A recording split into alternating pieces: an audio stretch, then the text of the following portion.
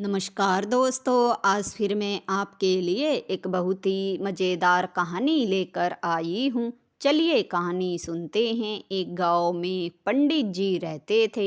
उसी गांव में दो ठग रहते थे जो अपनी ठगी के लिए पूरे गांव में मशहूर थे।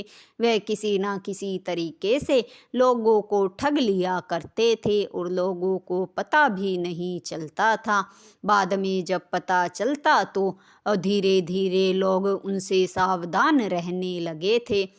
पंडित जी को एक दिन पैसों की ज़रूरत आन पड़ी तो पंडित जी के घर में एक अनाज की बोरी थी। उसी को लेकर बाजार में बेचने चले गए। बोरी बेचकर उन्हें 120 रुपये मिले।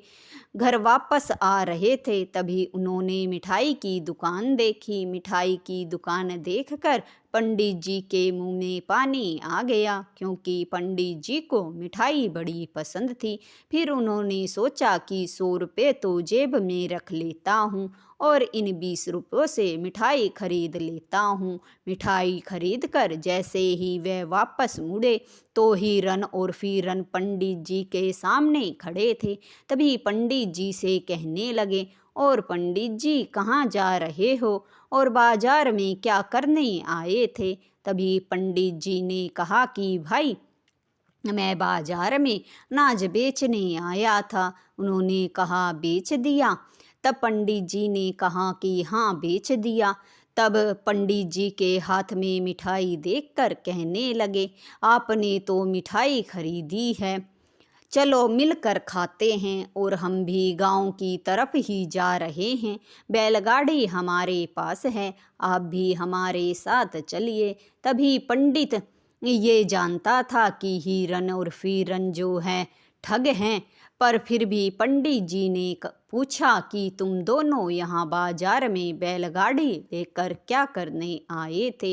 हिरन और फीरन कहने लगे, क्या करे पंडित जी, जीने के लिए कुछ तो चाहिए।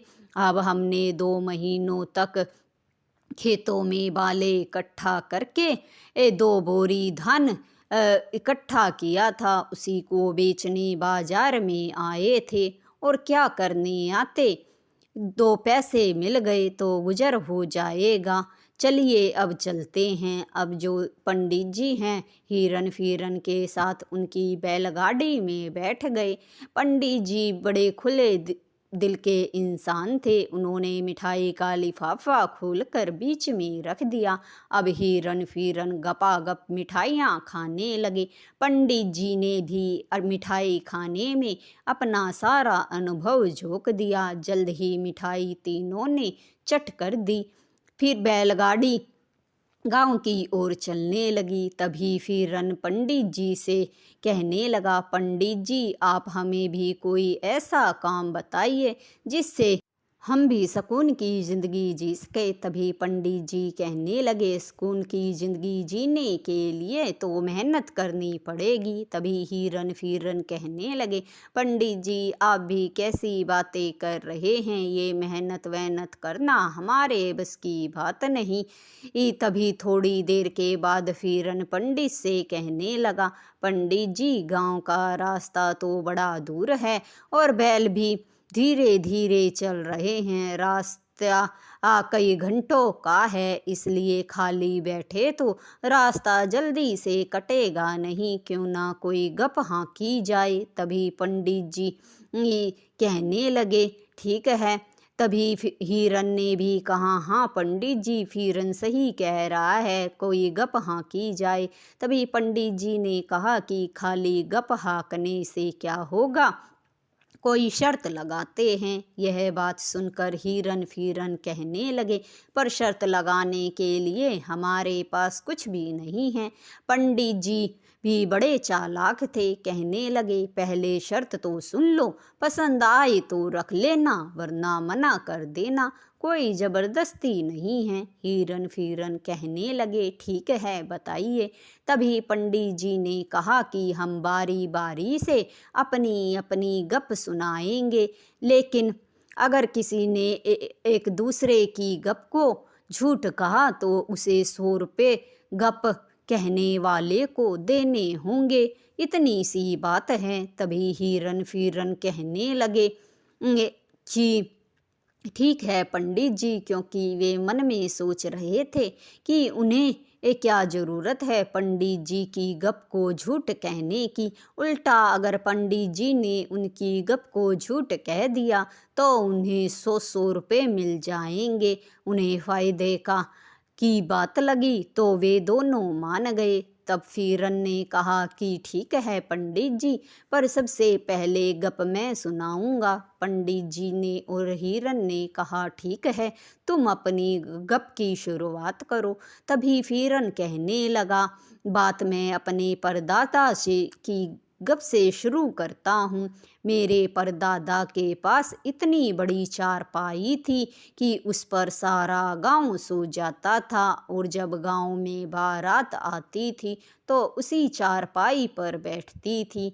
तभी हिरन कहने लगा, हाँ मैंने अपने परदादा से इस बारे में सुना था, उसका तो पूरे गांव में चर्चा था। तभी पंडित जी कहने लगे, हाँ भाई मैंने भी इस बारे में सुना है। इस तरह से पंडित जी और हिरन ने हिरन की गप की पुष्टि कर दी। अब जो हिरन था वो कहने लगा, अब आप लोग मेरी गप सुनिए।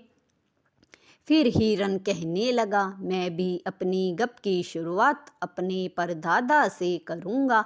मेरे परदादा ने एक रात में 20 मन सूत काट दिया था, और उस सूत से इतना बड़ा कंबल बनाया था कि हिरन के दादा की चारपाई पर सर्दी के समय पूरा गांव लेट जाता और उस कंबल को ओढ़ लेता था। यह बात सुनकर हिरन कहने लगा, हाँ भाई मैंने भी यही सुना है, मेरे परदादा ने बताया था। तभी पंडित जी ने भी उसकी गप की पुष्टि करते हुए कहा कि हाँ भाई मैंने भी सुना है, पर फिर भी कंबल इतना बड़ा रह जाता था कि गांव के पशुओं को भी उसके नीचे बांधकर ढाँप दिया जाता था।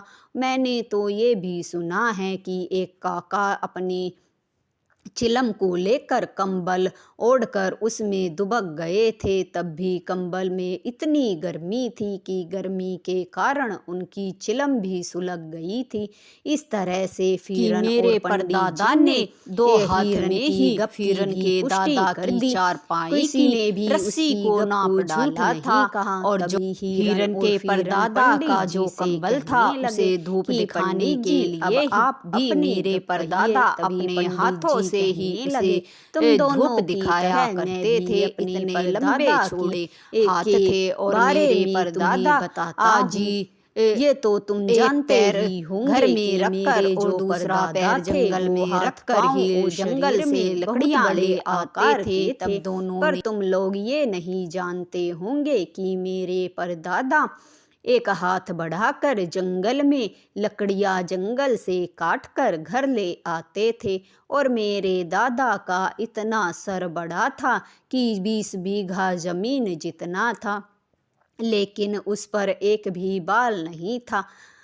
तो बंजर था। उस साल बरसात नहीं हुई, सूखा पड़ गया, तो अकाल गांव में पड़ा था। तो मेरे परदादा के एक मित्र कलकत्ता के नवाब थे, उन्हीं से मेरे परदादा ने 50 मन अनाज उधार लिया था, इस शर्त पर कि अनाज बराबर गांव के सभी लोगों में बटेगा, और जब फसल अच्छी होगी तो नवाब का सारा अनाज 2-2 मन जो गांव वालों ने लिया है वो वापस नवाब को कर देंगे। अगले साल फसल अच्छी हुई तो सभी गांव वालों ने नवाब का अनाज वापस कर दिया, पर जो तुम्हारे दोनों के परदादा थे उसी साल चल बसे और भगवान को प्यारे हो गए, तो उनके नाम का 2-2 मन अनाज मेरे परदादा ने नवाब को दिया था। लेकिन उसके बाद से तुम्हारी 3 पीढ़ियां चली गई, लेकिन किसी भी माई के लाल में ये हिम्मत नहीं हुई कि मेरे परदादा का दिया हुआ दो दो मन अनाज हमें वापस कर दे। इस वजह से तुम दोनों भी दर दर की ठोकरें खा रहे हो। अगर तुम मेरे परदादा का दिया हुआ दो दो मन अनाज वापस कर दो तो शायद तुम दोनों की स्थिति सुधर जाए। अब जो हिरन और फिरन पहले तो गप को सच्ची कह रहे थे, ये बात सुनकर दोनों एकदम से हैरान हो गए और उनके मुंह से ये निकला, पंडित जी आप झूठ बोल रहे हैं। हमारे परदादा ने तो कभी आपके परदादा से 2 मन अनाज उधार लिया ही नहीं। ये सच्ची नहीं झूठी बात है। यह बात सुनते ही पंडित जी कहने लगे, तुम दोनों ने मेरी गप को झूठा कहा है तो तुम दोनों शर्त हार गए और शर्त के मुताबिक अब तुम दोनों को मुझे 100 रुपये देने होंगे। यह बात सुनकर दोनों का मुंह उतर गया। न चाहते हुए भी उन्हें शर्त के 100 रुपये पंडित जी को देने पड़े। इतनी ही देर में गांव भी आ गया था। पंडित जी बैलगाड़ी से उतरकर अपने घर चले गए। हिरन और फिरन बैलगाड़ी में ही बैठे थे। वे सोचने लगे कि पंडित जी तो बड़े चालाक निकले। हमने तो उनकी मिठाई ही खाई थी, लेकिन उन्होंने अपनी चालाकी से हम दोनों से 100 रुपये निकलवा लिए। वे तो हम जैसे ठगों को ही चूना लगा गए। कहानी आपको अच्छी लगी हो तो लाइक, शेयर और सब्सक्राइब ज़रूर करें। धन्यवाद दोस्तों।